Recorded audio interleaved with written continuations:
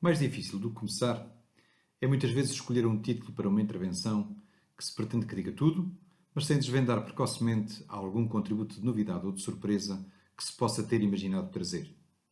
Escolhi como título e mote desta intervenção 180 graus, 6 meses e um instante. Podia ter escolhido em alternativa 920 milhas, 500 anos e um instante, ou ainda 500 edifícios, um dia e um instante. Na verdade, como facilmente se entende, não é a soma que me interessa e que, aliás, seria aritmeticamente impossível. O denominador comum é o instante, porque há sempre um momento de paragem quando algo de bom sucede nas nossas vidas, quando descobrimos algo verdadeiramente novo ou algo que há muito conhecíamos, mas que não nos arrebatava. Este instante é, de cada vez, o momento zero. É a origem do eixo do tempo. A partir daí, tudo se passou antes ou se passou depois. O que aqui gostava de partilhar são alguns desses momentos zero da minha vida relacionados com o património edificado. Professor de Engenharia de alma e coração, comecei por projetar estruturas de betão armado e treliças de aço, entusiasmado com a ciência das forças e das reações, das tensões de corte e de tração, da instabilidade elástica e da resiliência dos materiais e, inevitavelmente, com a incrível utilidade da matemática, dos integrais, das derivadas e das matrizes que nos primeiros anos da faculdade nos consumiam os neurónios e a paciência e pareciam linguagem indecifrável de uma civilização desaparecida. Não sei se foi depois de 10 ou 20 graus, não sei se foi depois de 1 ou 2 meses, num universo de outras métricas, que percebi que já era a térmica, a física das construções, a habitabilidade e a sustentabilidade que me moviam. Outros tantos de graus depois, via-me preocupado com as maleitas dos edifícios, tantas vezes naturais, seguindo a lei na vida, tantas vezes fruto da incúria, da ignorância ou da falta de vontade. Depois, quase sem dar por isso, em abril de 2010, estávamos a abrir o estaleiro pedagógico da intervenção de manutenção e restauro da Torre da Universidade de Coimbra. Foi sem dúvida um momento zero, aquele em que tudo é antes e tudo é depois. Durante 6 meses, subimos e descemos os 180 degraus dos andaimes da torre, várias vezes por dia, para experiências únicas e irrepetíveis na vida de qualquer geração que nos visitava. Não houve 2 visitas iguais. Um dia, numa das visitas, como vão ver, o entusiasmo excedeu as expectativas, mas tudo se explicou quando 2 estudantes conseguiram colar no sino um cartaz da Queima das Fitas. Proeza que lhes terá valido um prémio da ocasião. Mas o que importa é que recordam desse momento bem mais do que o cartaz e que o seu olhar para o património mudou naquele instante. Não sabemos quão longe chegaram os instantes destes 180 graus e destes 6 meses, mas podemos partilhá-los convosco num pequeno vídeo.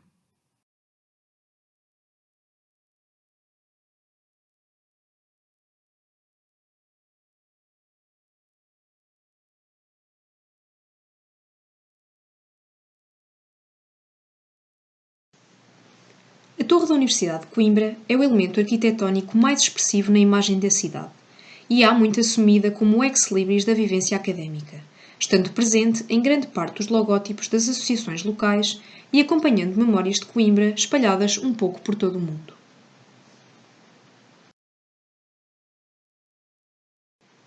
A torre está muito exposta às ações climatéricas e, depois de várias décadas sem qualquer ação de manutenção, a Universidade estabeleceu como prioridade a inversão do seu processo de degradação.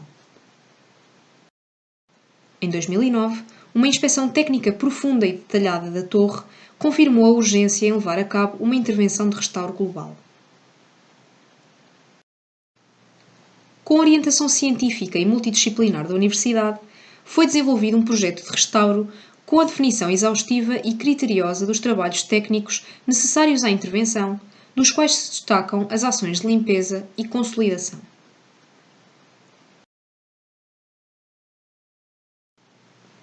Antes de iniciar a intervenção, a Universidade decidiu transformar este processo num estaleiro pedagógico e, de forma a assegurar uma execução eficiente e compatível com os trabalhos de restauro, foi imposto um conjunto de especificações para assegurar a adequada organização do estaleiro de apoio às diferentes especialidades técnicas. Era bastante claro para a Universidade de Coimbra que a criação do estaleiro pedagógico poderia, desde logo, minimizar o impacto negativo da realização dos trabalhos, limitando fortemente a atual fruição do ambiente do passo das escolas, o que poderia conduzir a uma forte desilusão por grande parte dos visitantes. No entanto, os dois principais objetivos desta iniciativa eram consideravelmente mais ambiciosos. A forte promoção pública de um processo de restauro responsável e da sua importância para a preservação da memória coletiva e do espaço construído, e a sensibilização singular e qualificada do público em geral, não só em relação aos aspectos técnicos da intervenção, mas também às preocupações estratégicas e filosóficas deste tipo de trabalhos. Numa breve descrição do processo, podemos afirmar que os outdoors informativos criados para colocação no estaleiro constituíram um forte apoio, não só para visitas guiadas, mas também para todos os tipos de grupos de visitantes e turistas. A informação de nível 1 foi concebida para permitir uma vista rápida, direcionada para grupos organizados de turistas, mesmo sem paragens durante a visita, grandes imagens, mensagens de informação curtas e diretas sobre a importância da torre e da sua reabilitação. A informação de nível 2, direcionada para visitantes independentes, como famílias ou público local, com mais detalhes sobre a história da torre e sobre a estratégia dos trabalhos de restauro e conservação. E a informação de nível 3, preparada para grupos de visita guiada, com a informação técnica adicional, detalhes científicos e curiosidades, tendo-se utilizado uma escala mais discreta que não perturbasse as visitas rápidas e sem guia. A colocação de andaimes foi feita com especial precaução e cuidado, de forma a conseguir conciliar a realização dos trabalhos com as visitas frequentes do público. Toda a estrutura da torre foi protegida com uma tela cênica com a imagem da torre em escala real. De forma a alcançar públicos-alvo específicos, foram ainda organizados seminários com especialistas e investigadores, bem como a publicação de um jornal técnico de acompanhamento, passo a passo, degrau a degrau, da evolução dos trabalhos da torre. Todas as visitas ao local dos trabalhos foram orientadas por diferentes profissionais das várias áreas envolvidas, que apresentaram não só os aspectos globais da obra, mas também alguns dos seus principais desafios e problemas. A participação e particular curiosidade dos estudantes das várias áreas técnicas, humanísticas e artísticas fez toda a diferença no ambiente do estaleiro pedagógico durante as visitas e atividades.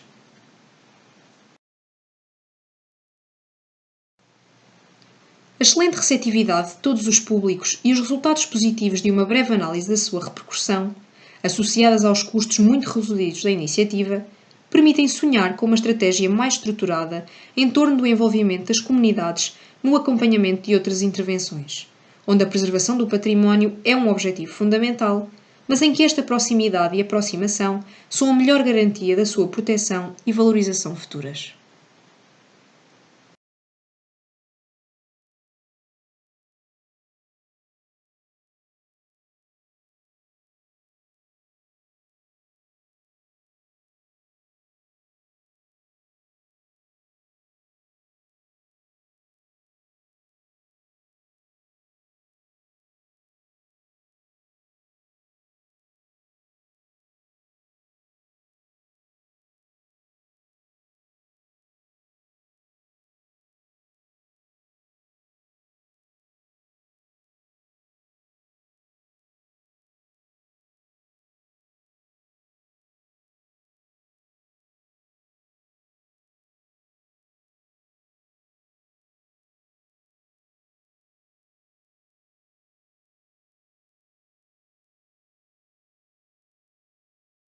O estaleiro pedagógico da Torre trouxe-nos detalhes, curiosidades, dúvidas e certezas que cedo começámos a partilhar, sobretudo por entusiasmo. Passear pelo pátio e olhar para a torre, lançar desafios de descoberta e criar instantes, tornou-se um passatempo apetecido, eficiente. E como quem mais olha mais vê, se não esquecer o indispensável tempero de pensar e partilhar, a descoberta do detalhe estendeu-se aos edifícios vizinhos, depois ao laboratório químico, depois aos edifícios do Estado Novo, depois à Alta, depois às vilas e cidades vizinhas, fosse para motivar escolas básicas e secundárias, fosse para passeios das universidades séniores. E de repente, sem quase darmos por isso, Já havia um formato, já havia uma lógica. Há mesmo quem diga que já havia uma pedagogia própria. Habituado a tabelas e organização de dados, entusiasta de algoritmos que tentam explicar e antever a realidade, em compreender as pessoas e o mundo e dar ferramentas aos alunos para que façam, a seu modo, mais e melhor, rapidamente me esforcei por encontrar uma nova formulação, mais séria e credível, para a ideia que usei no título desta conversa. Em vez de 180 graus, 6 meses e um instante, assumi que a nossa experiência de educação para o património, se assim lhe pudermos chamar, lida sempre com 3 premissas: a compreensão da escala e da complexidade daquilo a que chamamos património, o empenho, o esforço, o estudo, a investigação e a pedagogia, e a vivência ou experiência própria e singular, a apropriação crítica desse património, o tal instante. Descobrir detalhes que estão mesmo à frente dos nossos olhos e dar-lhes significado e valor, seja ele de sinal positivo ou negativo, tem sido desde aí um dos motes para partir ao encontro de diferentes grupos e comunidades. Este momento de partilha transforma-se de algum modo em mais um momento zero, em que tudo se passa antes ou depois, porque nos obrigou a desenterrar nos novos baús de porão que são os nossos computadores, discos externos, backups e nuvem digital, escondidos pelo pó, agora transformado em gigabytes e terabytes de milhares de ficheiros, onde acreditamos poder guardar toda a realidade e todas as experiências. Obrigou-nos a desenterrar, dizia, as tiras de fotografias de mistério que estão tantas vezes presentes nestes passeios pela cidade, quase sempre entusiasmados com a descoberta do património dito corrente dos edifícios anónimos. Há meses, na Vila de Lausanne, as memórias habitadas juntaram aos edifícios as memórias de quem os habita e a história de quem os habitou. Rapidamente se dissipou o anonimato, rapidamente ganharam ou reganharam identidade. O edifício do barramento de cal pigmentado, o do ferro forjado, da janela desalinhada, o do talho da Olga, o antigo restaurante do Barriguinha. Mas ao ganhar alguma escala, também descobrimos dificuldades e não poucas vezes temos receio que o fogo nos falte para o contraditório, para o debate aceso, para o confronto de ideias, ferramentas imprescindíveis para o exercício livre deste desígnio. Esta nossa ação de aproximação ao património tem que estar aberta às diferentes reações e sensibilidades e é naturalmente mais fácil quando encontramos os que se entusiasmam com as suas virtudes e afirmam sem hesitação que o património é identidade, é nosso, faz parte das nossas raízes. O património é um poderoso instrumento de diálogo, de aproximação, de criação de laços e de construção da paz. O património é oportunidade, é inspirador do futuro e da inovação. Mas a nossa ação não pode ser condicionada pelo caráter mais ou menos aficionado dos interlocutores. E há que respeitar e dialogar também com quem afirma que o património é passado, é nostalgia, é retrocesso, é limitação. O património é poder, é riqueza, é ostentação, é opressão. O património é de outros, é dos outros, é nos alheio e indiferente às nossas vidas. E é precisamente esta última afirmação que mais nos deve interpelar, porque ela vai tomando formas diferentes em diferentes tempos e locais, em diferentes contextos culturais, sociais e económicos. Sempre que se ouve dizer que o património é uma chatice, é porque isso significa que não é nosso, que não é interiorizado, que nos é alheio, que não faz parte da nossa vida. A vida não pode ser uma chatice. E o património, se fizer parte dela, também não. E quando este cenário mais cinzento ameaça a nossa vontade de investir, há quase sempre sinais de esperança. Partilho, por isso, duas experiências que inspiraram os outros dois possíveis títulos desta comunicação, começando pelas jornadas pedagógico-científicas da Fortaleza de São João Batista, no Monte Brasil, em Angra do Heroísmo, que inspirou o título 920 milhas, 500 anos e um instante.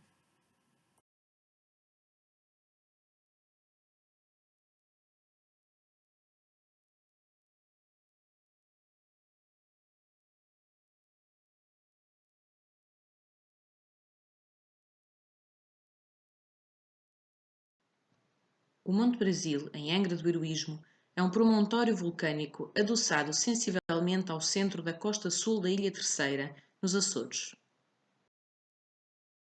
A franca penetração do promontório no mar originou uma angra a leste e uma baía a oeste, e foi junto a essa angra que nasceu a cidade de Angra do Heroísmo. Iniciado o povoamento em meados do século XV, Angra tornar-se-ia na universal escala do Mar do Poente, já que aqui aportavam-se e abasteciam navios provenientes de África, do Oriente e das Américas.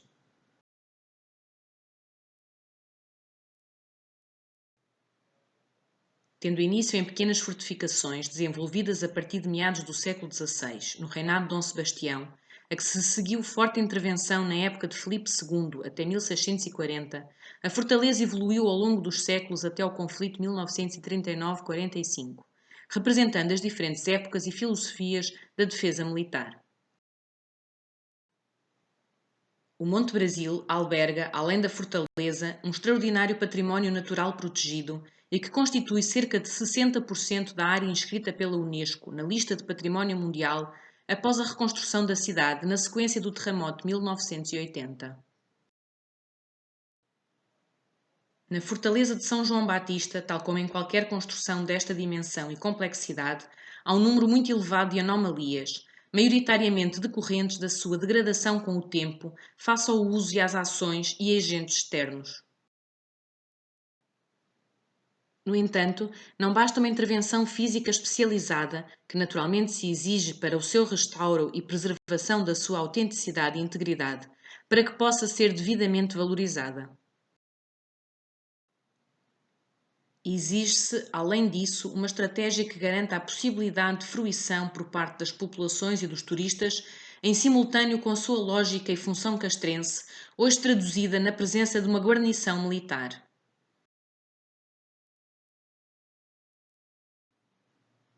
Entre 25 e 28 de março de 2017, a Fortaleza de São João Batista foi o objeto, o palco, a inspiração e o desafio de uma ação coletiva de inspeção, reflexão e debates estruturados em torno da sua salvaguarda e valorização. Cerca de 60 voluntários com formações diversas, organizados em 10 grupos com total autonomia de ação, mas objetivos temáticos bem definidos, construíram durante 2 dias de trabalho de campo um corpo de conhecimento sobre a fortaleza e as suas diversas zonas e componentes. Para alguns, constituiu a oportunidade de rever e refletir, com outros parceiros e especialistas, uma realidade que conhecem bem, que acompanham e que os preocupa. Para outros, representou a descoberta de um património que desconheciam e que passou a constituir um novo desafio científico. Para outros ainda, recém-chegados ao campo profissional da reabilitação e preservação do património cultural edificado, representou uma ação de formação inédita, in loco, prática mas com acompanhamento teórico. Para todos representou a experiência singular de viver num quartel durante 4 dias, confrontando perspectivas e procurando soluções. O acolhimento do exército português foi determinante para o sucesso das jornadas.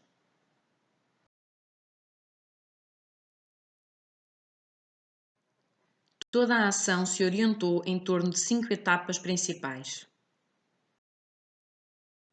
reconhecimento e compreensão geral do contexto, levantamento e caracterização do existente, percepção e análise do estado de conservação, definição de objetivos e estratégias de intervenção, apresentação e discussão de propostas. Combinaram-se 10 locais emblemáticos da fortaleza com 5 temas: comportamento e segurança estrutural, caracterização, comportamento e estado de conservação da pedra e das argamassas, desempenho funcional e estado de conservação na perspectiva não estrutural, levantamento, desenho e caracterização construtiva e arquitetónica, estratégia de valorização, fruição e exploração. Não obstante a total liberdade de atuação dos grupos, foram criadas orientações operacionais para os diferentes temas, não esquecendo que o maior objetivo foi o da forte sensibilização de todos os participantes para a necessidade de uma visão holística deste património.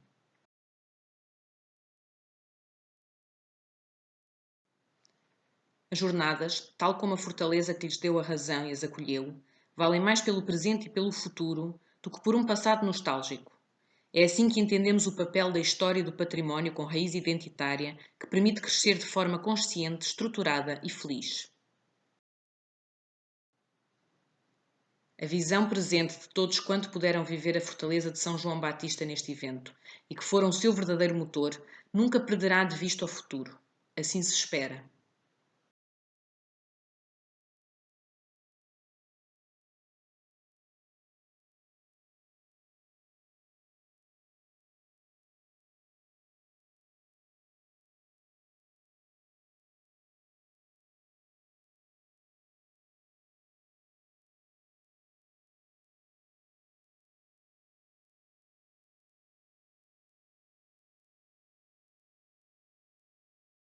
O terceiro possível título desta comunicação inspira-se no projeto Viseu Património, dedicado à descoberta e valorização do centro urbano antigo consolidado, onde, apesar de ser difícil destacar um instante, o tal instante em todo este processo, o tal momento zero, mais do que os laboratórios de investigação sobre reabilitação instalados no miolo do centro histórico, mais do que o fascínio da descoberta dos tabiques de Viseu e da indestrutibilidade do antigo Orfeão, mais do que os mistérios da Casa das Colunas, o Friso Viseu, realizado em novembro de 2016, é a mais forte razão para acreditar que é possível mobilizar comunidades e aproximá-las ao património.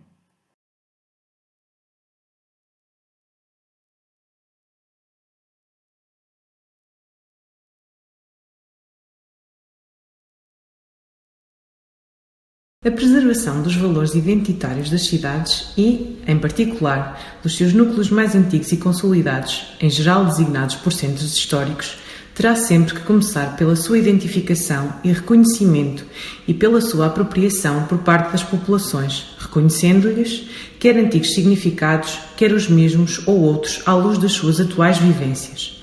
Muitos destes valores não são de leitura e percepção imediata, umas vezes porque estão ocultos ao observador comum, outras porque estão imersos num sem fim de informação visual e construtiva, dir-se-ia mesmo poluição visual e construtiva, e outras ainda porque a sua identificação e valorização decorrem de um processo de observação, discussão e pesquisa, sempre lento, e que só vai fazendo sentido quando se consegue perceber o conjunto, a sua razão de ser e a sua história. Para este processo de descoberta, há que educar o olhar e a sensibilidade, tal como se educam estes e outros sentidos para a música, a pintura ou as realidades sociais. Depois, um dia, uma vez descoberto o que quer que seja, e que sempre lá esteve, mas invisível, porque igual aos demais detalhes para olhos ainda não treinados, já não consegue deixar de se ver. É como um padrão que se descobre, como um mapa que se descodifica, como uma música que se aprende e que passam a ser uma presença natural na nossa vida.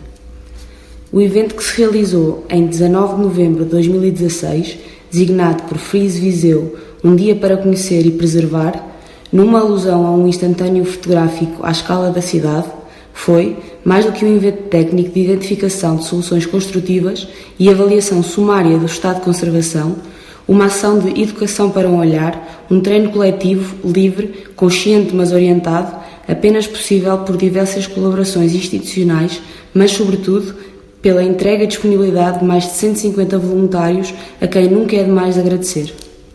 Espera-se, pois, que tenha produzido ou venha a produzir resultados em vários domínios e com repercussão em vários destinatários, desde a cidade aos participantes que, a partir de agora, em Viseu ou por onde passem ou vivam, e muitos não eram de Viseu, e muitos ainda não conheciam Viseu, vão transportar consigo outro olhar e outra sensibilidade.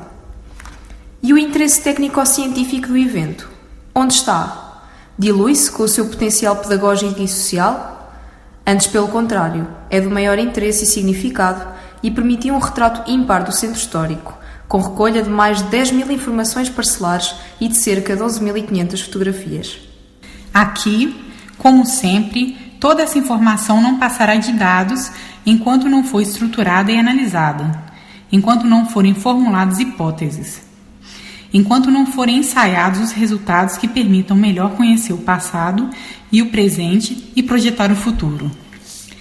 Tarefa tal é, por natureza, infindável, mas está ao nosso alcance ir estruturando e partilhando informação, suscitando debate e reflexão que certamente enriquecem e orientam posteriormente tratamentos dessa informação. Começamos hoje, aqui, por partilhar a informação de primeira ordem, ou o primeiro nível de tratamento, em que as variáveis são tratadas de forma individual, quantas janelas de cada tipo, quantos edifícios com pinturas minerais, etc. Estamos praticamente ao nível dos dados e não dos resultados, mas ao estimularmos a reflexão e a percepção de conjunto, que na maioria dos casos não tínhamos, estamos a caminhar para os resultados. Esse caminho conhece desde já alguns apoios quando se apresentam resultados para o universo de todos os cerca de 500 edifícios observados, e em simultâneo se restringe o universo para zonas específicas de evidente coesão, os principais largos e praças, a cidade de 1864, etc. Ensaia-se já neste documento preliminar uma análise de segunda ordem, em que se cruzam duas variáveis, tipo de janela e material do peitoril, tipo de janela e idade do edifício, etc. Aqui, ainda que provavelmente sem significado estatístico, começamos a poder estabelecer relações e também identificar cumplicidades, incoerências e dissonâncias. Rapidamente percebemos que muitas combinações não fazem sentido. E quais farão? E porquê? É esse o desafio que se lança com este documento preliminar. O impulso para um nível superior de análise com o cruzamento de 3 ou 4 variáveis é inevitável, mas exige critério e muita ponderação, porque o número de combinações relevantes vai diminuindo fortemente e rapidamente se percebe que já só faz sentido na procura de respostas concretas, num caminho para a abstração que nos faz compreender o todo. Que perguntas queremos fazer à cidade e a que respostas estamos atentos e receptivos? Este trabalho já orientou e potenciou análises mais detalhadas de edifícios específicos, não só pelo exterior, como o tipo de evento impunha, mas pelo seu interior e até pelo seu miolo construtivo e estrutural. Que valor terá essa recolha tão densa e sistemática de informação escrita e de imagens daqui a 1 ano, a 2 ou a 10? A única certeza é que o seu valor é singular e crescerá com a nossa vontade e determinação em lhe dar sentido e utilidade.